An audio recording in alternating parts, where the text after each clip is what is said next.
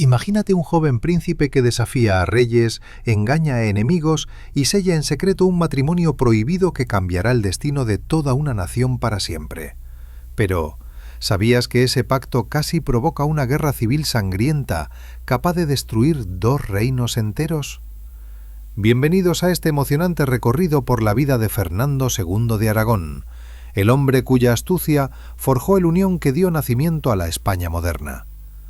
Antes de sumergirnos en esta historia llena de intrigas palaciegas, traiciones y victorias épicas, déjame pedirte algo simple. En los comentarios, escribe cuál crees que fue el momento más decisivo en la vida de Fernando el Católico. Tu opinión puede inspirar a miles de espectadores como tú.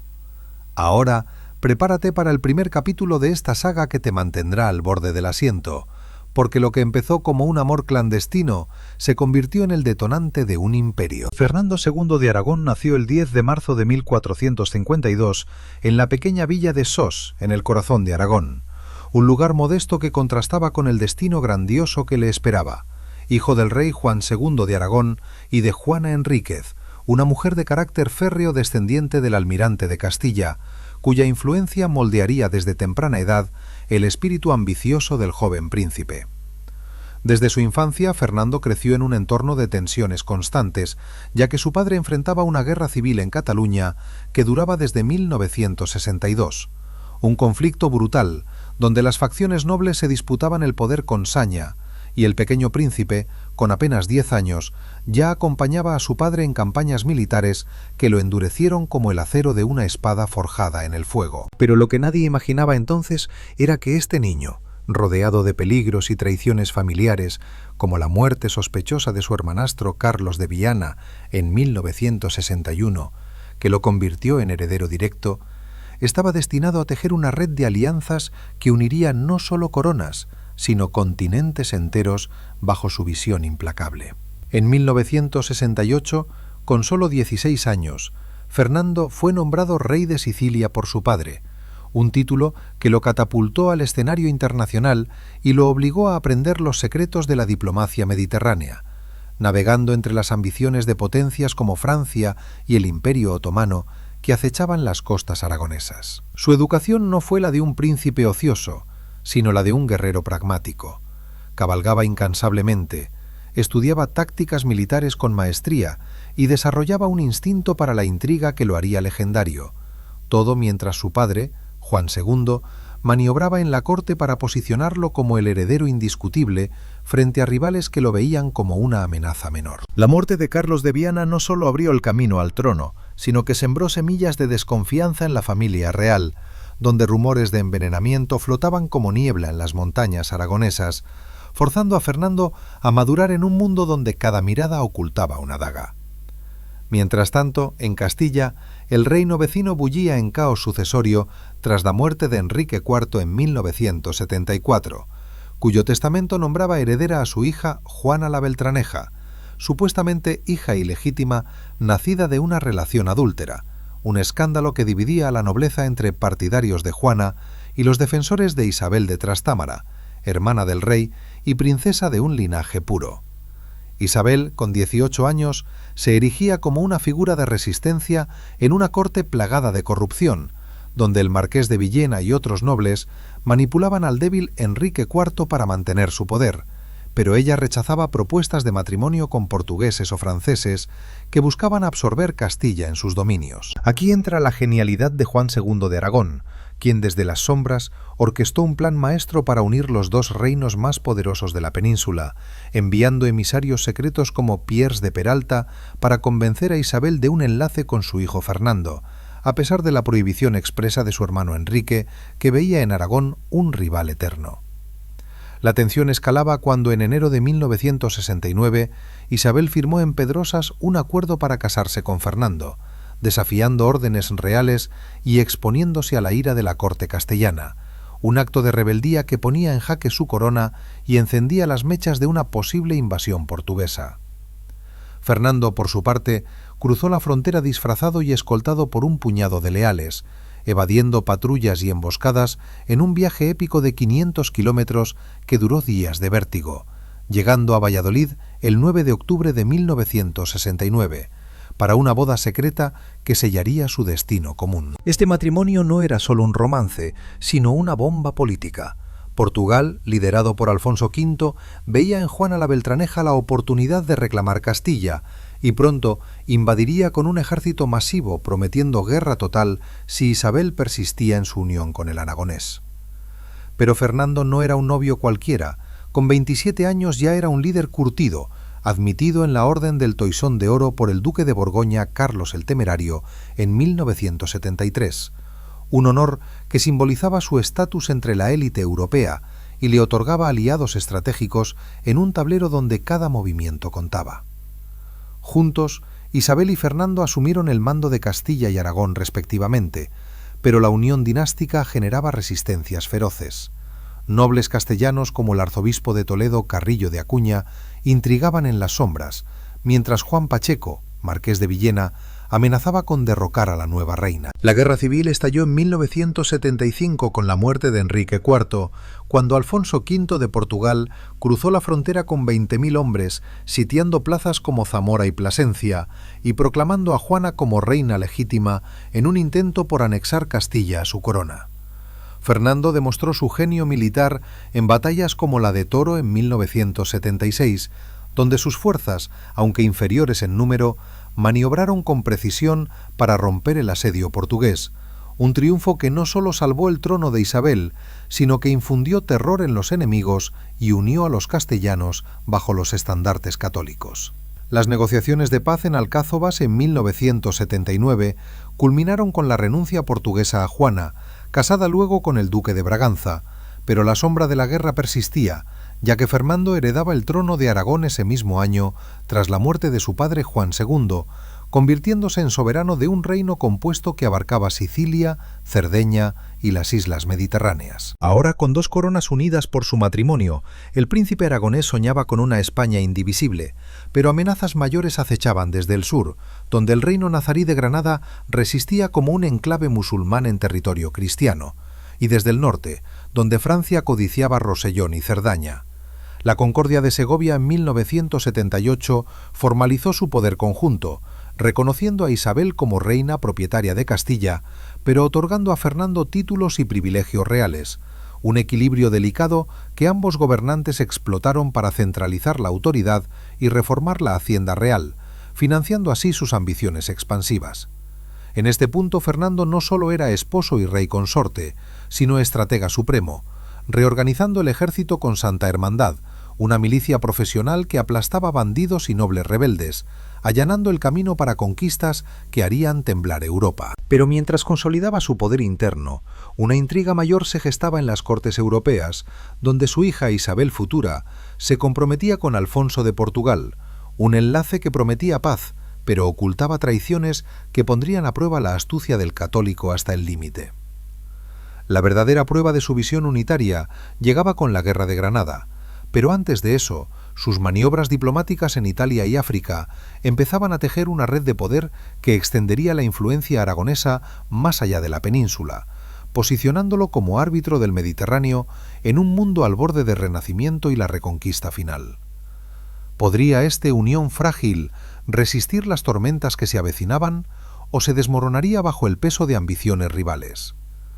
La respuesta se revelaría en batallas que cambiarían la historia para siempre. Mientras Fernando II de Aragón consolidaba su poder en las sombras de la Concordia de Segovia, una amenaza ancestral rugía desde las montañas del sur, donde el reino nazarí de Granada se erguía como una fortaleza inquebrantable rodeada de tierras cristianas, un último bastión musulmán que desafiaba durante siglos la cruzada peninsular y alimentaba sueños de reconquista en las mentes de reyes ambiciosos como él. Boabdil, el joven rey nazarí, heredaba un trono tambaleante en 1482, dividido por intrigas familiares y traiciones palaciegas que debilitaban sus murallas, mientras espías aragoneses infiltrados susurraban informes sobre divisiones internas que Fernando explotaría con maestría quirúrgica para lanzar una guerra santa que uniría a Castilla y Aragón en un propósito común. Isabel, con su fe inquebrantable, vendía joyas personales para financiar el esfuerzo bélico, pero era la visión estratégica de Fernando la que trazaba los planes meticulosos, posicionando ejércitos en las fronteras andaluzas y cortando rutas de suministro otomanas que amenazaban con reforzar a los granadinos desde el Mediterráneo. La Guerra de Granada estalló en 1481 con incursiones fronterizas que escalaron rápidamente a un conflicto total, donde Fernando comandaba personal y las campañas de verano, cabalgando al frente de 10.000 lanceros y artilleros que arrastraban cañones pesados por senderos imposibles, sitiando primero a Lama en una victoria sangrienta que capturó la plaza clave y envió ondas de pánico hasta las alhóndigas de Granada. Boabdil contraatacó con furia, recuperando temporalmente el terreno perdido, pero las fuerzas católicas, reforzadas por la Santa Hermandad y milicias urbanas leales, respondieron con tácticas de tierra quemada que devastaban cosechas y aldeas moriscas, forzando al rey nazarí a negociar treguas humillantes que solo posponían su inevitable caída. Cada batalla se convertía en un drama épico, como el asedio de Loja en 1486, donde el héroe castellano Gonzalo Fernández de Córdoba, el futuro gran capitán, demostró su genio al resistir emboscadas y contraatacar con caballería ligera, ganando la confianza absoluta de Fernando, que lo elevaría a general supremo. A medida que los años pasaban, la guerra se transformaba en una odisea de resistencia y astucia, con Fernando alternando campañas militares con diplomacia implacable, sobornando a facciones nazaríes como los abencerrajes para sembrar discordia interna y aislando a Granada de aliados norteafricanos mediante flotas aragonesas que patrullaban el estrecho de Gibraltar. En 1487, el rey católico reunió el mayor ejército jamás visto en la península, 50.000 combatientes que avanzaron sobre Málaga en un cerco asfixiante de 6 meses, bombardeando murallas con bombas incendiarias, mientras miles de defensores sucumbían al hambre y las epidemias, culminando en la rendición de la ciudad, que abrió las puertas del sur y proporcionó bases para el asalto final. Fernando no solo dirigía desde el frente, sino que innovaba en logística, estableciendo hospitales de campaña y pagas regulares a sus tropas para mantener la moral alta, contrastando con el caos reinante en el campamento nazarí, donde Boabdil lidiaba con motines de su madre Aísa y su tío el Zagal, cuyo egoísmo fragmentaba la defensa granadina. El punto de inflexión llegó en 1491 con la capitulación de las Alpujarras, las montañas inexpugnables donde guerreros moriscos resistían como lobos acorralados, pero Fernando desplegó infantería montañesa experta en terrenos escarpados, cortando suministros y forzando rendiciones que desangraban el reino nazarí hasta su núcleo. Boabdil, atrapado entre lealtades divididas, firmó tratados precarios que prometían vasallaje cristiano, pero su debilidad lo llevó a exiliarse temporalmente en Fez, regresando solo para enfrentar la ira de su pueblo, que lo apodaba el Rey Chico, por su incapacidad para liderar. Mientras tanto, Fernando tejía alianzas con nobles conversos y exiliados granadinos, prometiendo tolerancia condicional que ocultaba planes de conversión forzada, todo mientras Isabel rezaba en campamentos cercanos, infundiendo fervor religioso a un ejército que veía en cada victoria un mandato divino. Finalmente, en primavera de 1492, las tropas católicas rodearon Granada en un cerco monumental, con cañones traídos de Toledo martilleando día y noche las legendarias murallas de la Alhambra, mientras Fernando e Isabel instalaban su corte en Santa Fe, una ciudad construida ex novo para simbolizar la pureza cristiana frente a la decadencia mora. Boabdil negoció en secreto durante meses, dividido entre honor y supervivencia, hasta que el 2 de enero de 1492 entregó las llaves de la ciudad ante las lágrimas de su madre, que exclamaba que había perdido un reino por cobardía, un momento cargado de simbolismo que marcaba el fin de 800 años de presencia musulmana en la península. Fernando entró triunfante en la Alhambra, no como conquistador saqueador, sino como soberano visionario, ordenando preservar palacios y jardines para demostrar generosidad, pero imponiendo capitulaciones que garantizaban derechos a los mudéjares solo si se sometían a la cruz, un equilibrio precario que ocultaba tensiones futuras. Esta victoria no solo completaba la reconquista, sino que liberaba recursos masivos para aventuras mayores, con Fernando reorientando la flota mediterránea hacia África y financiando exploradores que cambiarían el mundo. Pero justo cuando celebraba en las salas de los Leones, sombras diplomáticas se cernían desde el norte, donde Francia amenazaba con invadir Rosellón y Cerdaña, territorios aragoneses pignorados décadas antes. Luis XI, el astuto rey galo, explotaba la distracción granadina para reclamar esas tierras, forzando a Fernando a una guerra relámpago en 1493 que recuperó las fronteras pirenaicas mediante sobornos y alianzas con nobles catalanes descontentos. El Tratado de Barcelona de 1493 selló la paz con Francia, reconociendo la soberanía aragonesa a cambio de neutralidad en las guerras italianas incipientes, un pacto que compraba tiempo para el católico mientras planeaba su expansión mediterránea. Paralelamente, el genio genovés Cristóbal Colón rondaba las cortes castellanas desde 1476, proponiendo un viaje occidental hacia las Indias que Fernando inicialmente descartó como quimera costosa, pero Isabel, convencida tras la euforia granadina, patrocinó la expedición con fondos de las arcas reales. El 12 de octubre de 1492, Colón avistó tierra en las Bahamas, desatando un frenesí de descubrimientos que multiplicaron el oro y las especias, pero también conflictos con Portugal, que reclamaba rutas atlánticas exclusivas.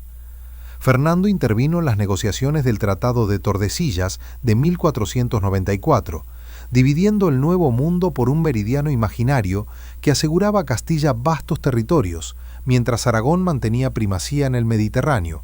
una jugada maestra que posicionaba a su unión dinástica como potencia global. Sin embargo, la euforia de Granada y América enmascaraba tensiones internas crecientes, como la muerte prematura de su hijo Juan en 1497, heredero perfecto que dejó un vacío sucesorio plagado de intrigas matrimoniales, con la hija Isabel casada primero con Alfonso Portugués y luego con Manuel I,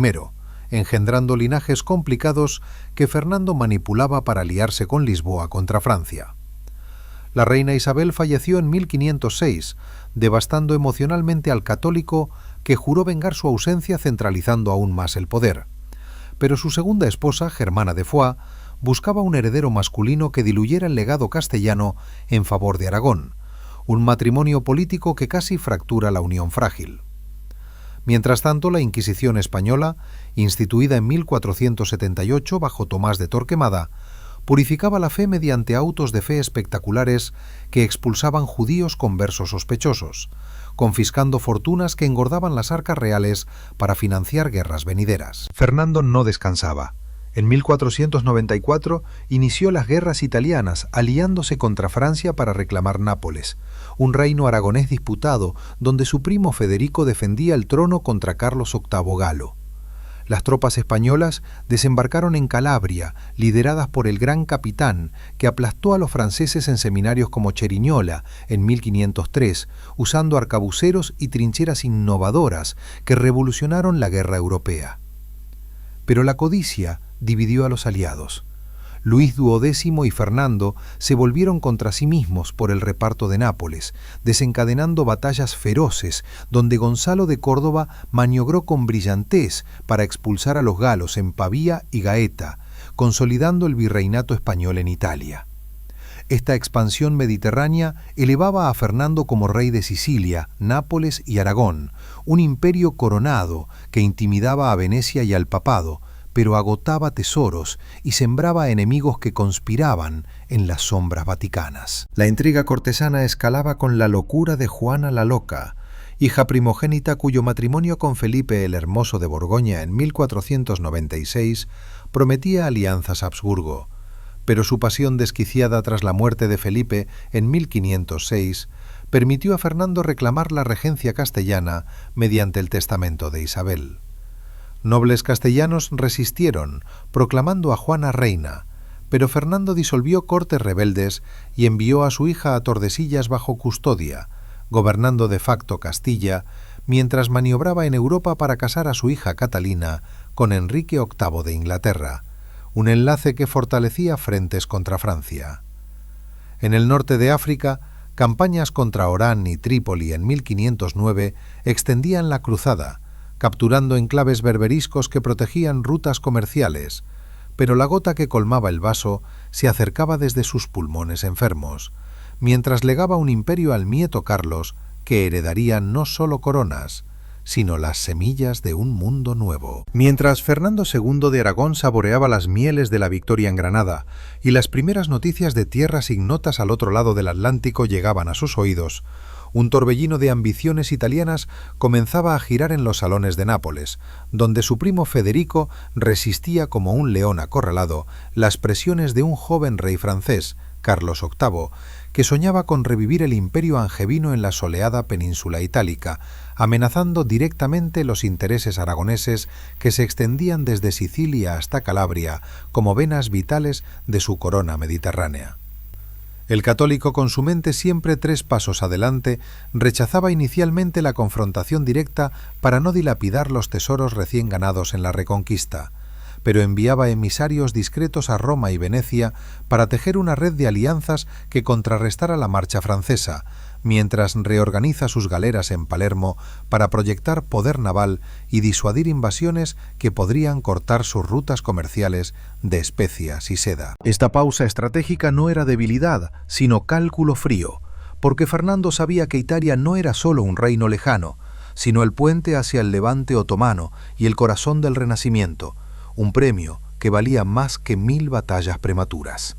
La chispa italiana se encendió en 1494, cuando Carlos VIII cruzó los Alpes con un ejército moderno de artillería pesada, proclamándose rey de Nápoles y derrocando a Pedro II de Aragón en una campaña relámpago que humilló a la rama siciliana de la familia, forzando a Fernando a romper su neutralidad y declarar guerra santa contra el invasor galo que profanaba tierras cristianas con herejías renanidas. El rey aragonés respondió con genio diplomático, aliándose con el papa Alejandro VI Borgia, un valenciano astuto que excomulgaba a los franceses a cambio de promesas de protección papal para sus hijos, y reclutando mercenarios suizos y gascones que desembarcaban en Rapallo para hostigar las líneas de suministro enemigas. Pero la verdadera joya de su corona, Gonzalo Fernández de Córdoba, apodado el Gran Capitán por su audacia legendaria, aguardaba en las sombras, entrenando infantes españoles en tácticas de piqueros y arcabuces que revolucionarían el arte de la guerra europea, convirtiendo a simples campesinos en máquinas de precisión letal. Mientras las sombras de la muerte prematura de su hijo Juan en 1497 ensombrecían la corte con un vacío sucesorio que agitaba a nobles castellanos ansiosos por fisuras en la unión dinástica, Fernando maniobraba en los matrimonios de sus hijas como un maestro ajedrecista, casando a la mayor Isabel con el portugués Manuel I para sellar paces atlánticas y a Catalina con Arturo de Inglaterra, un lazo que apuntalaba frentes contra Francia, aunque el destino cruel segaría pronto al príncipe inglés, dejando a la infanta en un limbo de negociaciones con Enrique VIII que probarían la paciencia del católico hasta el límite. Isabel de Castilla, agotada por décadas de campañas y partos, exhalaba su último aliento en Medina del Campo el 26 de noviembre de 1504, legando a Fernando un testamento que lo nombraba regente de Castilla bajo la tutela de su hija Juana, cuya frágil cordura ya susurraban rumores en las alcobas palaciegas como amenaza para la estabilidad del Reino Unido. El dolor transformó al viudo en un toro herido, jurando ante el cadáver de su reina que ningún noble castellano rompería el yugo que habían forjado juntos, disolviendo juntas rebeldes en Toledo y Valladolid con decretos implacables que imponían obediencia absoluta. La regencia castellana se convirtió en un tablero de intrigas, donde Felipe el Hermoso, yerno borgoñón de Juana y ambicioso pretendiente al poder, desembarcaba en Laredo con pompa flamenca para reclamar derechos sobre Castilla, aliándose con comuneros descontentos que veían en Fernando un aragonés usurpador que drenaba riquezas hacia Sicilia y Nápoles. El católico contraatacó con sutileza letal, fingiendo abdicación en favor de Felipe, mientras infiltraba espías en la corte flamenca que avivaban discordias maritales entre el duque y su esposa loca, hasta que una fiebre misteriosa cegaba la vida del Borgoñón en Burgos en 1506, dejando a Juana deshecha en duelo y a Fernando restaurado como regente indiscutible mediante juramentos forzados de lealtad nobiliaria. Para apuntalar su posición interna, el rey impulsaba reformas administrativas profundas, nombrando corregidores leales que reemplazaban alcaldes corruptos en plazas clave y centralizando la justicia mediante audiencias reales itinerantes que llevaban su autoridad hasta los rincones más remotos de Castilla, erosionando privilegios feudales centenarios. En el sur, la cruzada africana ardía con renovado fervor, con expediciones a Melilla en 1508, que capturaban enclaves berberiscos estratégicos para proteger convoyes de azúcar granadino y hostigar piratas salteadores que amenazaban costas catalanas, mientras Fernando planeaba un asalto mayor sobre Trípoli que proyectara su imperio hasta las arenas libias. Pero su obsesión por un heredero aragonés puro lo llevó a desposar en 1506 a Germana de Foix, sobrina de Luis XII francés, en un matrimonio que prometía no solo neutralidad galo, sino un varón que equilibrara el legado castellano con sangre valenciana. Aunque el parto fatal del infante Juan en Granada sembró semillas de desconfianza entre partidarios de Juana la Loca, que veían en esta unión un intento de fracturar la herencia indivisa. Mientras consolida virreinatos en Italia mediante triunfos del Gran Capitán en Ceriñola y Garellano,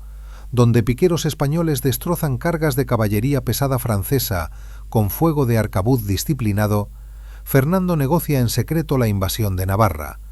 ese pequeño reino pirenaico que servía de puente franco-castellano y refugio para exiliados comuneros. La anexión navarra en 1512 representó el pináculo de su astucia territorial, pretextando conspiraciones profrancesas del rey Juan de Albret para justificar una invasión relámpago que unió Pamplona a Castilla mediante bulas papales compradas en Roma, completando así la configuración peninsular de su visión española y eliminando flancos vulnerables ante Luis XII, que tramaba revanchas italianas.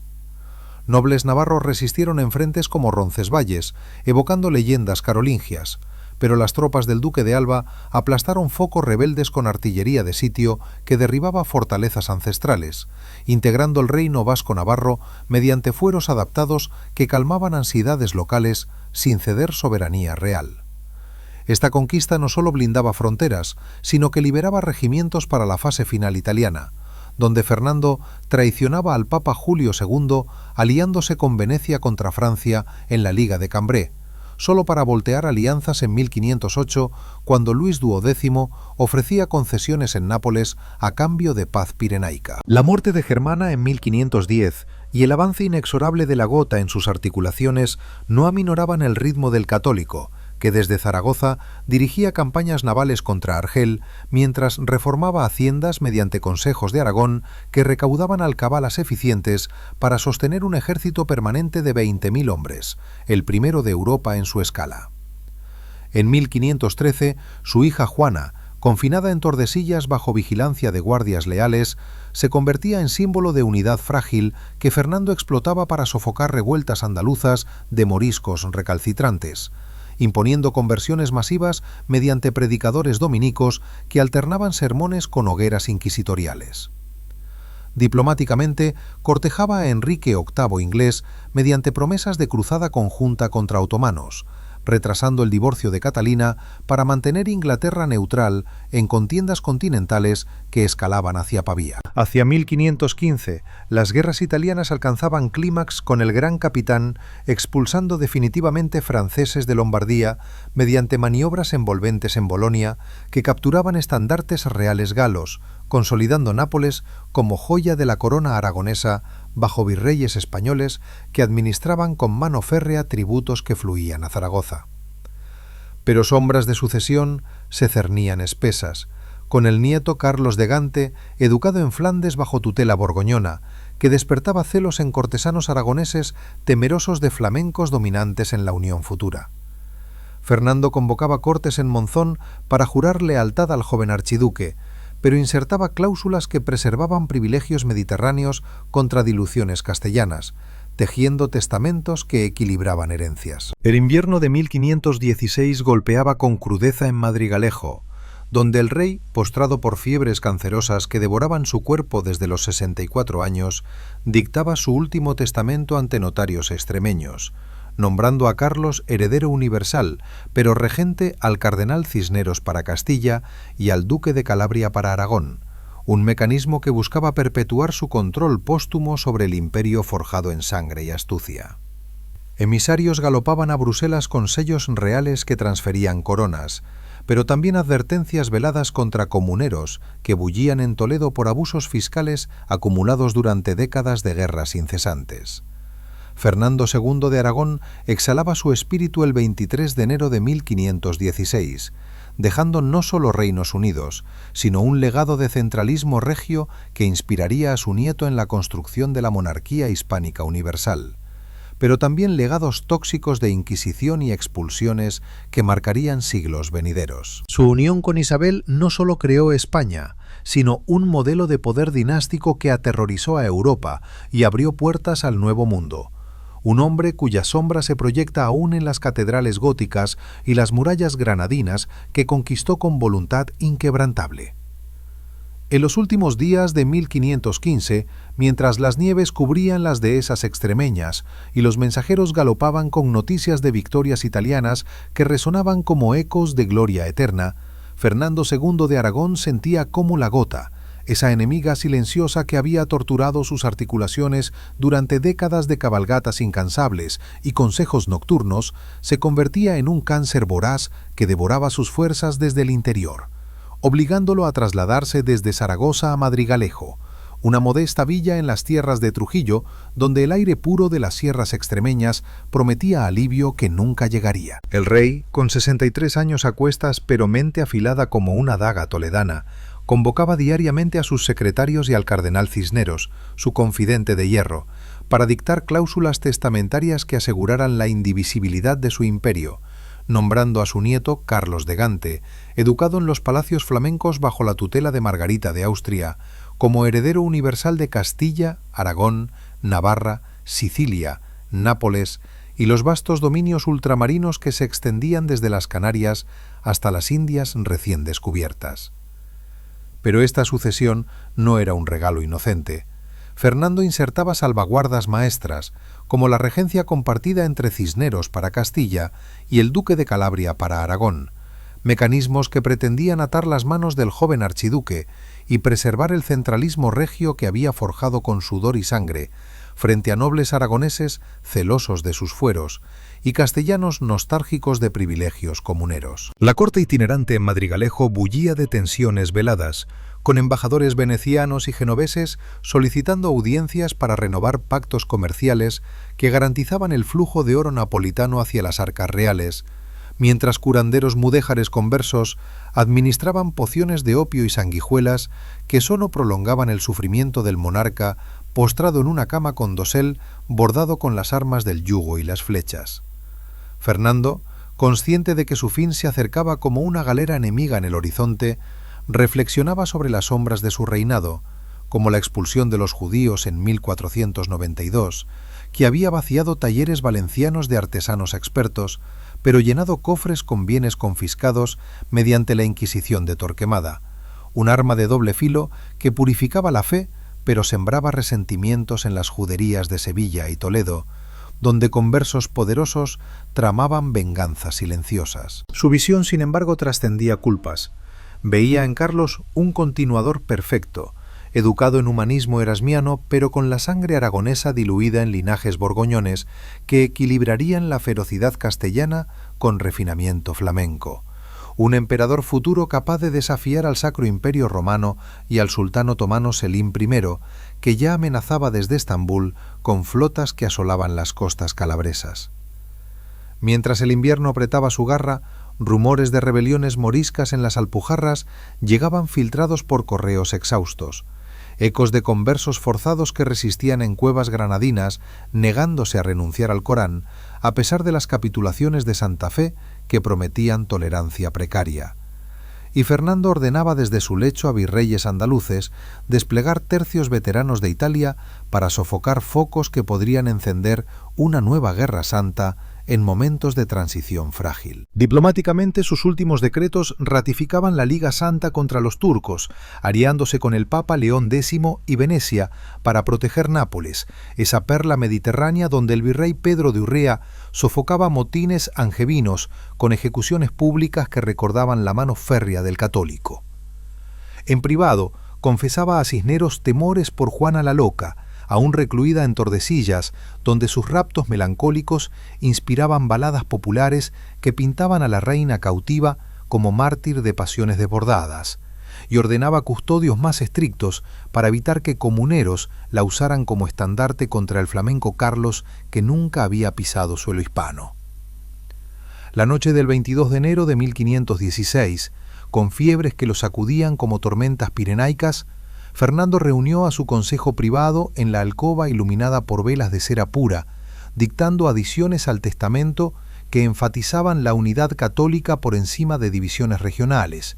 prohibiendo matrimonios con franceses que diluyeran la pureza dinástica y ordenando misas perpetuas en la Capilla Real de Granada, donde yacería junto a Isabel bajo el sepulcro esculpido por Domenico Fancelli. Al amanecer del 23, mientras campanas de la iglesia local tañían maitines y un halcón peregrino surcaba el cielo gris sobre Madrigalejo, el corazón del rey, que había lateado en batallas de Toro, Granada y Ceriñola, se detuvo para siempre, dejando un silencio sepulcral que se extendió por toda la península como presagio de cambios tumultuosos.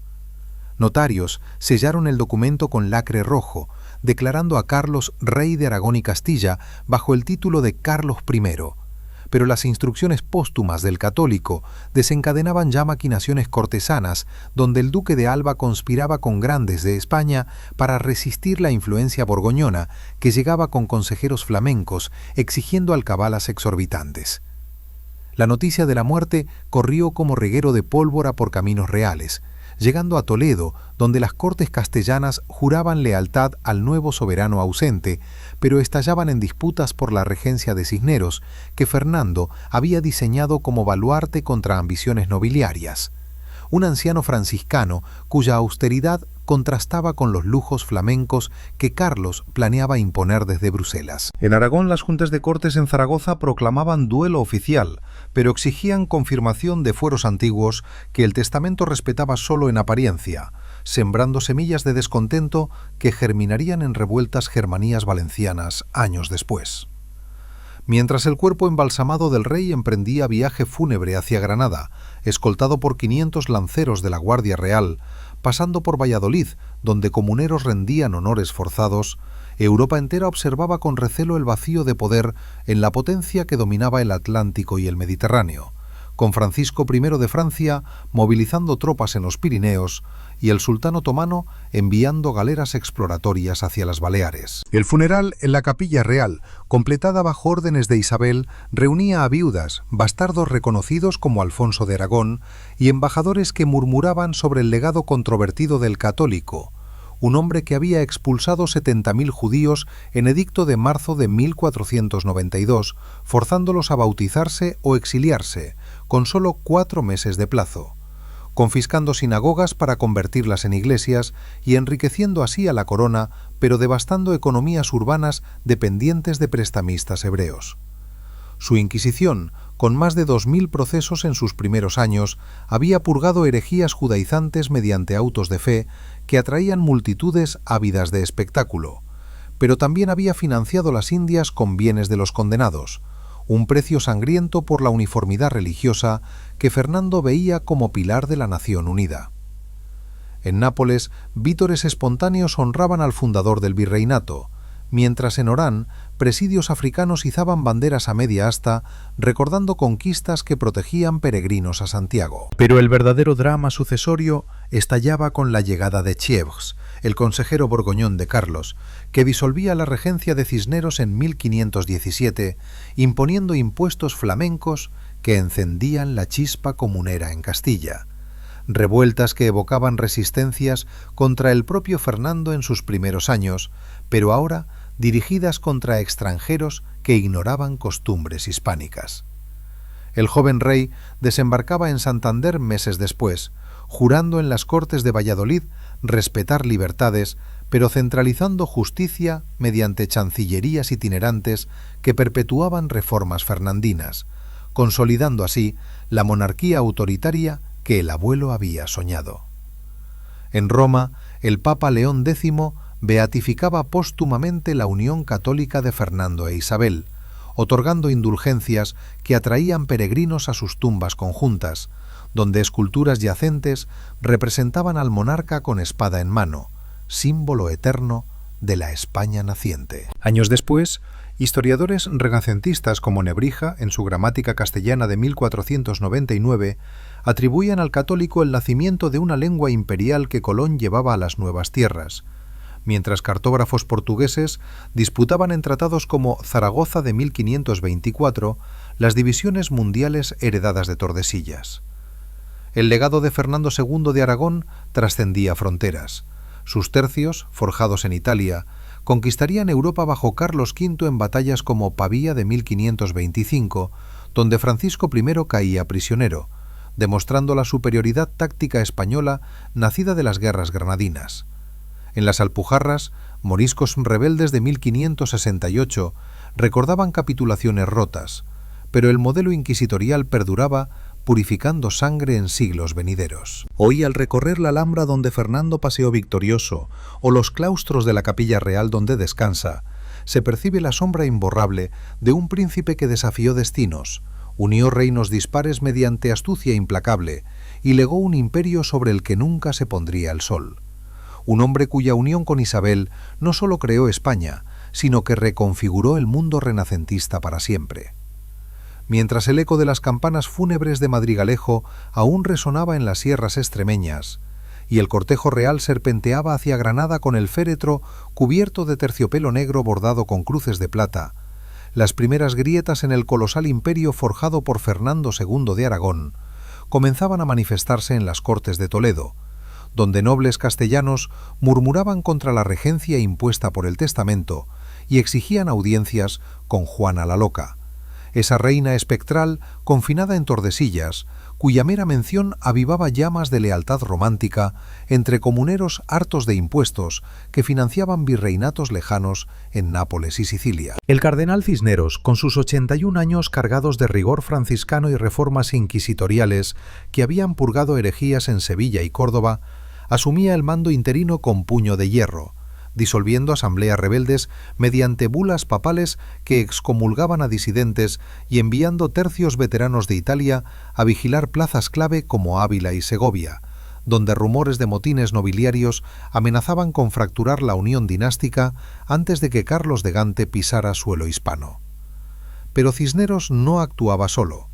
Desde Zaragoza, el virrey aragonés coordinaba recaudaciones de alcabalas que fluían hacia Bruselas para apaciguar al joven soberano, mientras espías mudéjares conversos filtraban informes sobre focos moriscos en las Alpujarras que planeaban levantamientos aprovechando el vacío de poder central. En Bruselas, el archiduque Carlos, con 16 años y acento flamenco que irritaba a embajadores peninsulares, recibía la noticia de su herencia universal con una mezcla de euforia juvenil y cálculo borgoñón aprendido de su tía Margarita, convocando inmediatamente a consejeros como el canciller Jean Sauvage y Guillaume de Croix, señor de Sievres, para trazar planes que integraran Castilla y Aragón en un conglomerado habsbúrgico sin diluir privilegios flamencos, exigiendo juramentos de lealtad incondicional y el envío de 200.000 ducados anuales para sostener cortesanas lujosas que contrastaban con la austeridad fernandina.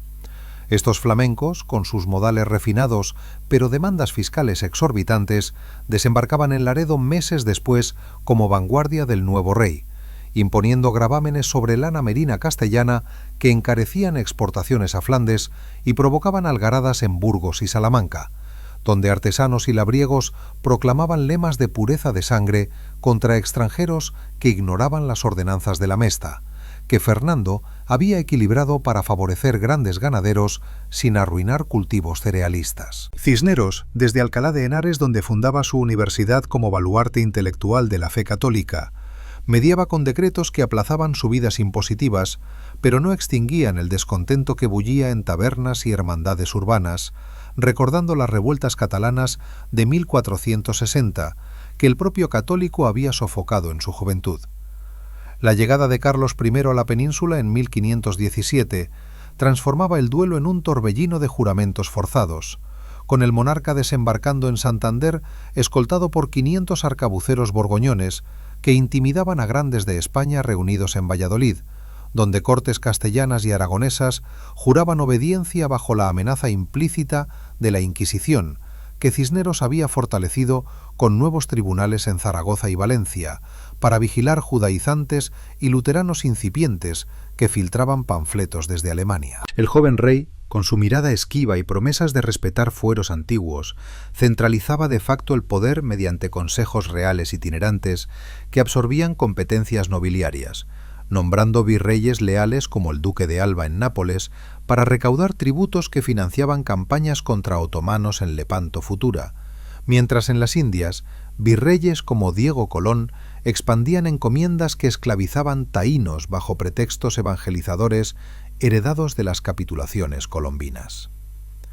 Pero esta transición no era pacífica. En Valencia, germanías de artesanos se alzaban contra conversos ricos que acaparaban seda y seda, evocando edictos fernandinos de pureza de sangre que expulsaban a moriscos recalcitrantes en 1508, y Carlos sofocaba rebeliones con tercios italianos que ejecutaban líderes en plazas públicas para restaurar orden mercantil. En el Mediterráneo, el legado militar de Fernando brillaba con renovado fulgor, con galeras napolitanas patrullando el estrecho contra corsarios berberiscos que vengaban Orán y Bujía, enclaves africanos capturados en 1509, donde presidios españoles protegían rutas de peregrinos a Tierra Santa y convoyes de trigo siciliano que evitaban hambrunas en Barcelona.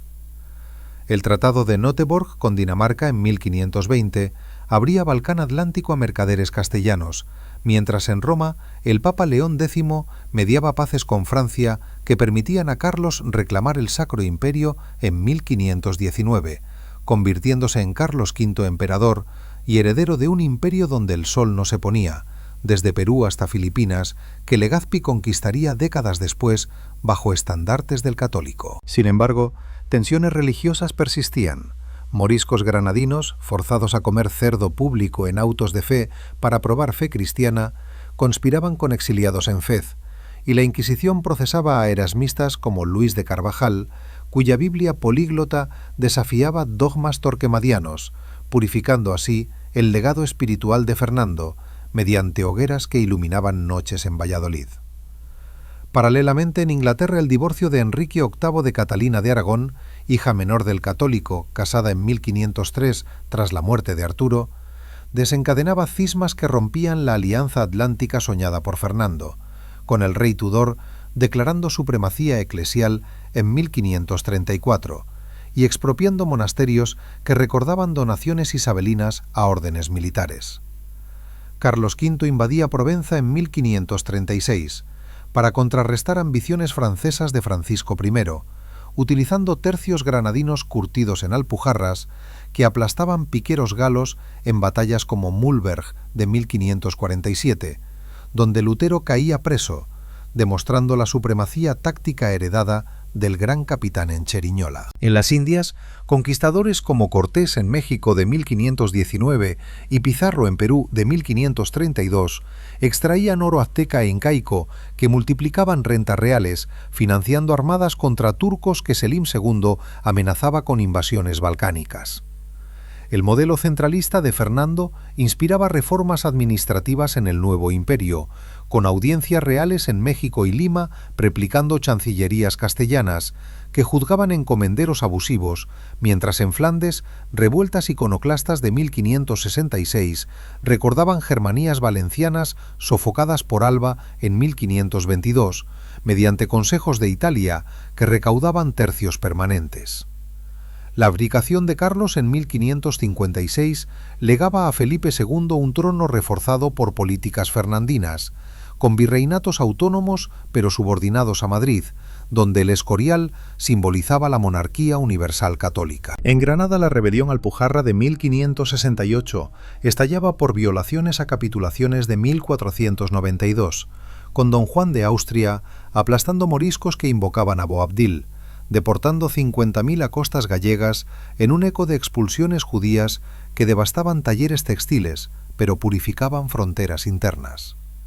Siglos después, el legado de Fernando II de Aragón se erige imponente en monumentos como la Capilla Real, donde yace junto a Isabel, sus restos trasladados en 1518 ante multitudes que lloraban al artífice de España, un reino que de fragmentos feudales se convirtió en potencia que dictaba paces en Cató Cambresís de 1559. Historiadores como Prescott, en su Crónica del Renacimiento, atribuyen al católico la invención de la diplomacia moderna, con tratados como Tordesillas, que dividían orbes, y embajadas permanentes en Londres y Venecia, que precedían a Westfalia. Su unión no solo creó una nación, sino un arquetipo de soberanía absoluta que Felipe II perfeccionaría en Lepanto de 1571, derrotando a la Media Luna en aguas griegas con galeras napolitanas descendientes de las reconquistas africanas. Hoy, al admirar retratos de Fernando en el Prado, donde Velázquez inmortalizaría ecos de su armadura, o recorrer murallas de Loja, donde Gonzalo resistió emboscadas nazaríes, se comprende cómo un príncipe de Sos tejió con hilos de intriga y espada un tapiz imperial que resistió luteranismos y otomanos, legando a la posteridad no solo coronas, sino una identidad hispánica forjada en fuego reconquistador y oro americano.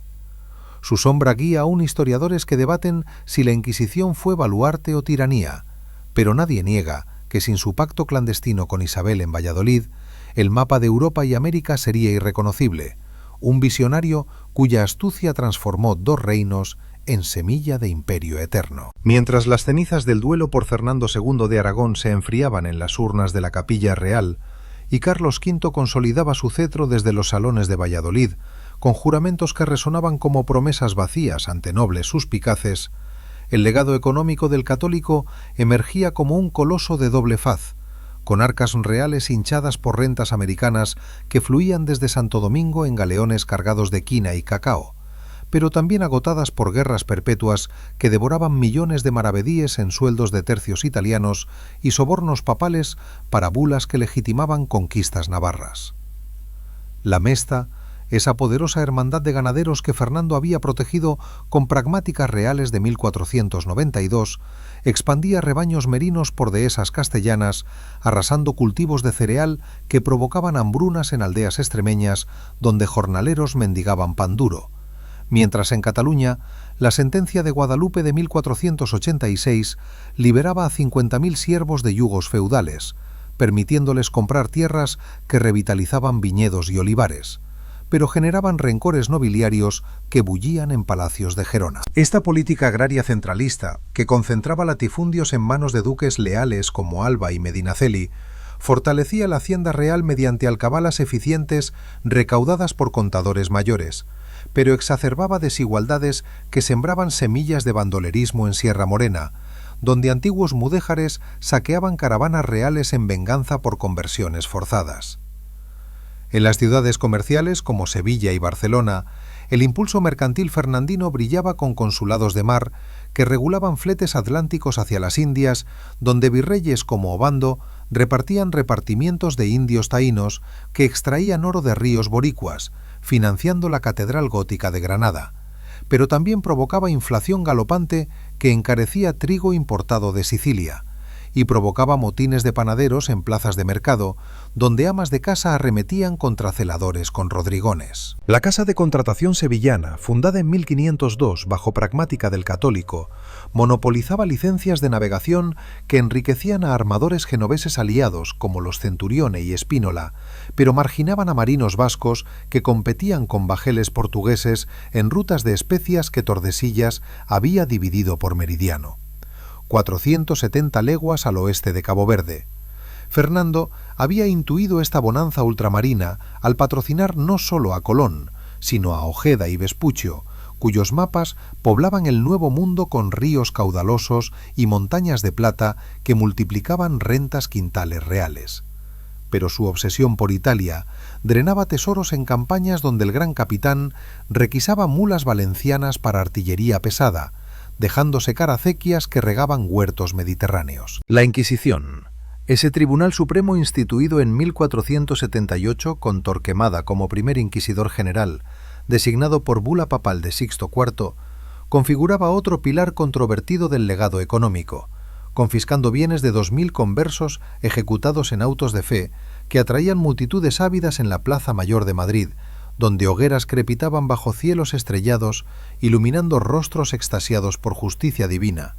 pero enriqueciendo arcas con talleres de seda judía convertidos en manufacturas reales que producían tapices para palacios toledanos. Estos fondos inquisitoriales, administrados por receptores fiscales leales al católico, financiaban expediciones africanas como la toma de Mazalquivir en 1508, donde presidios protegían convoyes de azúcar morisco, pero también pagaban pensiones a bastardos reales como Alfonso de Aragón, educado en academias palaciegas para contrarrestar ambiciones habsbúrgicas. Sin embargo, la expulsión edictal de marzo de 1492, que afectaba a 200.000 judíos hebreos, obligados a zarpar en 4 meses hacia Salónica o Fez, devastaba economías urbanas donde prestamistas como Abravanel financiaban coronas reales, dejando vacíos en ferias de Medina del Campo que tardarían décadas en llenarse con banqueros italianos atraídos por privilegios aduaneros fernandinos. En el ámbito cultural, Fernando II de Aragón emergía como mecenas visionario que convocaba a humanistas como Nebrija para su gramática castellana de 1499, primer tratado que unificaba la lengua de Cervantes bajo reglas renacentistas inspiradas en latín ciceroniano y que Colón llevaba a palacios aztecas en códices evangelizadores, sentando bases para una literatura imperial que irradiaba desde la imprenta de Jerónimo Orlandini en Valencia, donde se publicaban crónicas de la Reconquista glorificando batallas de Granada. Universidades como la de Alcalá, fundada por Cisneros en 1508 bajo patronato del católico, reunían políglotas erasmianos que traducían Biblias hebreas y griegas, desafiando monopolios sorbonianos, pero vigilados por censores inquisitoriales que prohibían luteranismos incipientes filtrados por mercaderes de Augsburgo. Palacios reales como el de la Lonja de Valencia, erigidos con mármoles genoveses, albergaban bibliotecas con manuscritos árabes rescatados de la Alhambra, donde astrónomos nazaríes enseñaban astrolabios a navegantes como Pinzón, que guiaban carabelas hacia Catay imaginario.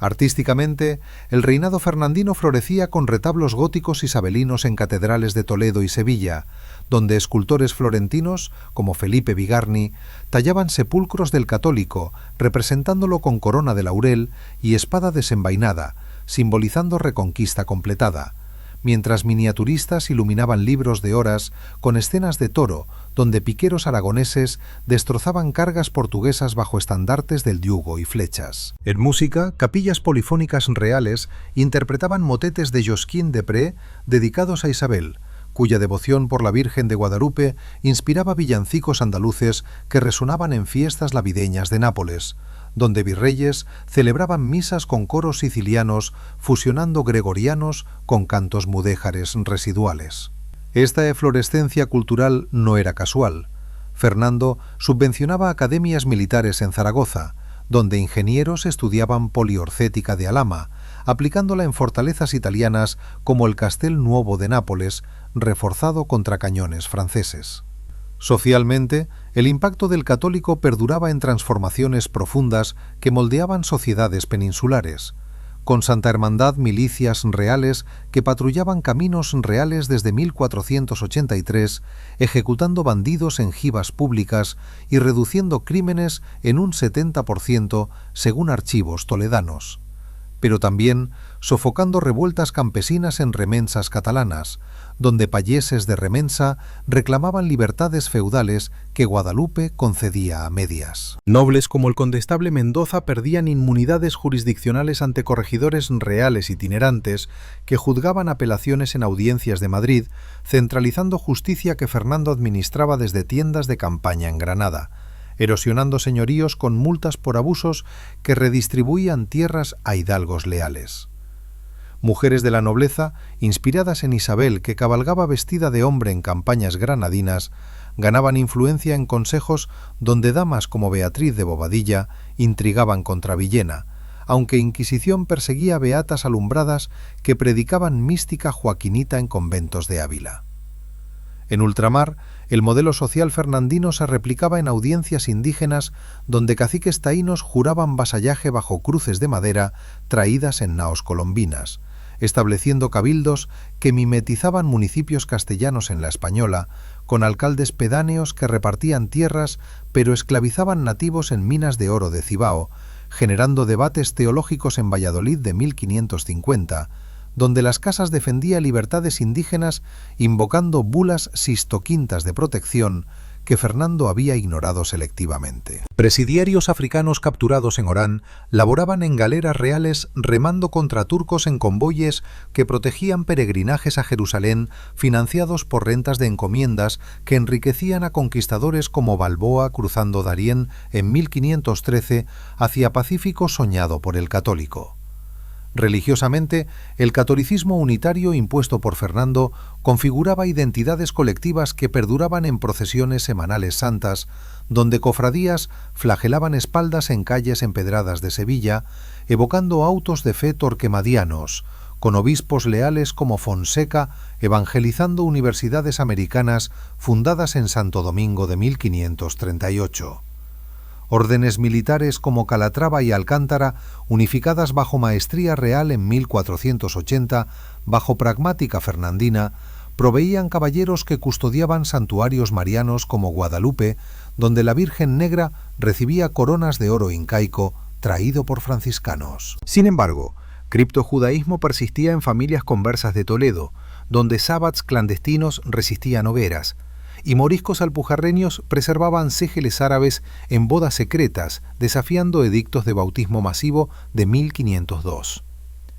Militarmente, los tercios españoles nacidos en Italia, bajo Gonzalo de Córdoba, perpetuaban doctrina fernandina de infantería disciplinada, que en Mühlberg de 1547 capturaba a electores luteranos bajo Carlos V, con arcabuceros entrenados en trincheras de Garellano que revolucionaban guerras europeas contra lansquenetes suizos y gendarmes franceses. Academias de equitación en Valladolid enseñaban tácticas de caballería ligera granadina, aplicadas en Flandes, donde tercios sofocaban iconoclasia calvinista, mientras artilleros toledanos fundían falconetes livianos exportados a Portugal en alianzas matrimoniales que unían princesas como Isabel con Manuel para paces atlánticas. Diplomáticamente, la escuela fernandina de embajadas permanentes en París y Londres prefiguraba residentes que negociaban paces como Madrid de 1525, donde Francisco I cedía Borgoña a cambio de Nápoles, contratadistas como Ayala redactando cláusulas que equilibraban balanzas de poder mediterráneo contra Selim II que sitiaba Rodas en 1502, evocando amenazas nazaríes.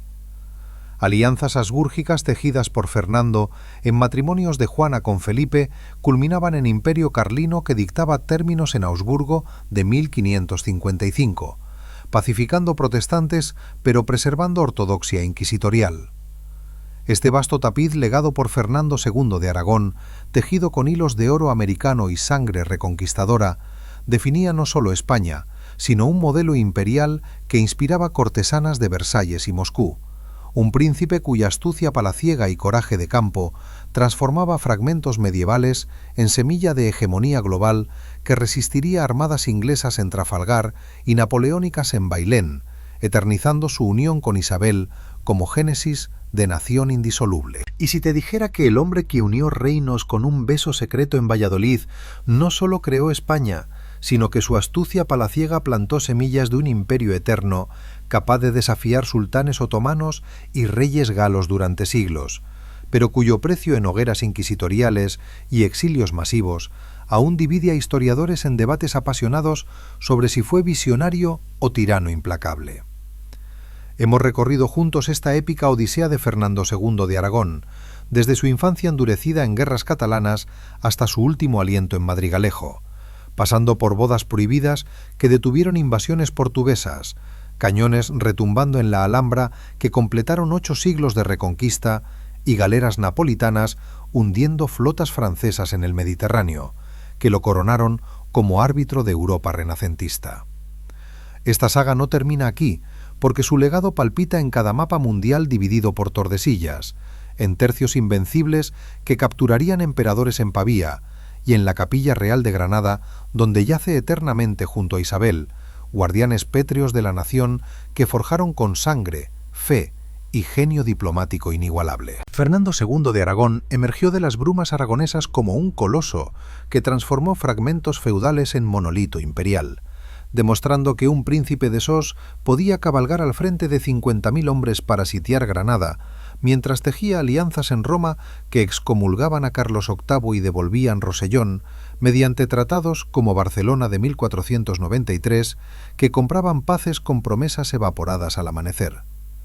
Su matrimonio con Isabel no fue romance novelesco, sino bomba estratégica que pulverizó ambiciones portuguesas en Toro, de 1476, donde piqueros curtidos en Alpujarras maniobraron caballería pesada enemiga en un baile mortal que salvó Castilla y catapultó al católico como general supremo, reorganizando Santa Hermandad en milicia profesional que aplastaba bandidos desde Pirineos hasta Gibraltar, restaurando comercio lanero que engordaba arcas para financiar descubrimientos colombinos. La Concordia de Segovia de 1478 equilibró coronas otorgándole títulos reales en Castilla, que centralizaban hacienda mediante corregidores leales que erosionaban señoríos como el de Villena, permitiendo campañas granadinas donde Gonzalo de Córdoba, el gran capitán, innovaba trincheras en Loja de 1486, resistiendo emboscadas nazaríes con arcabuces humeantes que prefiguraban guerras modernas europeas. La caída de Granada el 2 de enero de 1492 marcó no fin de cruzada, sino génesis de expansión global, con Boabdil entregando llaves de la Alhambra ante Lágrimas Materna, que acusaba cobardía, mientras Fernando ordenaba preservar palacios moriscos como trofeo generoso, pero imponía capitulaciones precarias que forzaban conversiones mudéjares, sembrando tensiones alpujarreñas futuras. Liberando recursos para patrocinar a Colón, cuyo avistamiento bahamense el 12 de octubre multiplicaba oro taíno que financiaba virreinatos italianos, donde Ceriñola de 1503 destrozaba gendarmes franceses con piqueros españoles, revolucionando tácticas que Carlos V heredaría para Mühlberg. Diplomáticamente magistral, el católico volteaba alianzas en Liga de Cambrai de 1508, traicionando al Papa Julio II para aliarse con Luis XII por Nápoles, anexando Navarra en 1512, pretextando conspiraciones albretienses, con invasión relámpago que blindaba Pirineos y completaba península bajo yugo católico indivisible. Su regencia castellana, post-Isabel, en 1504, manipuló duelo de Juana la Loca, confinándola en Tordesillas mientras disolvía juntas rebeldes, casando bastardos como Alfonso para contrarrestar a Habsburgo y desposando Germana de Foix en 1506 por heredero aragonés que murió en cuna, frustrando fracturas dinásticas. Económicamente visionario, impulsó mesta pragmáticas que protegían merinos laneros exportados a Flandes, enriqueciendo Medina del Campo, pero devastando cultivos cerealistas en hambrunas extremeñas. Fundó Casa de Contratación Sevillana, monopolizando Indias que Vespucho poblaba con ríos amazónicos,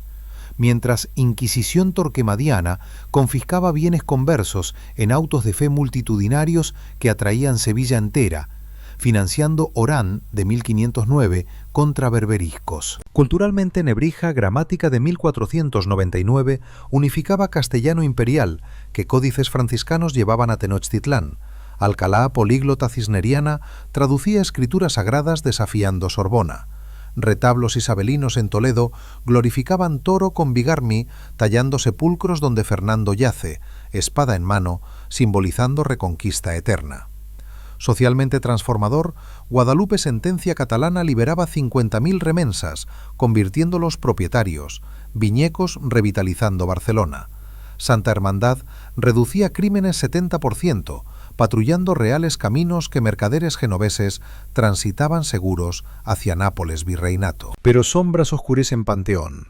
Edicto judío, marzo 1492, expulsaba 200.000 hebreos, zarpar hacia Salónica, devastando talleres toledanos donde Abravanel financiaba coronas. Inquisición, ejecutaba 2.000 conversos en 20 años, purgando judaizantes, pero sembrando criptojudaísmo en sábats clandestinos. Conversiones moriscas, 1502, forzaban cerdo público, probando fe, que Alpujarras rebelión, 1568, vengaría con don Juan Austria, deportando 50.000 gallegas costas. Su hibridez aragonesa-castellana centralizó mediante audiencias itinerantes, absorbiendo nobiliarias inmunidades. Pero germanías valencianas, artesanos, alzaban contra conversos ricos, evocando pureza, sangre fernandina, que Germanías sofocaba alba, tercios italianos. Militarmente eterno, tercios, doctrina, Córdoba, perpetuaba en Pavía, 1525, capturando Francisco I. Galeras Lepanto, 1571, derrotando Media Luna. Celín II con napolitanas, reconquistas descendientes. Diplomáticamente eterno, embajadas permanentes, París, Londres, prefiguraban Westfalia negociando, Madrid paces,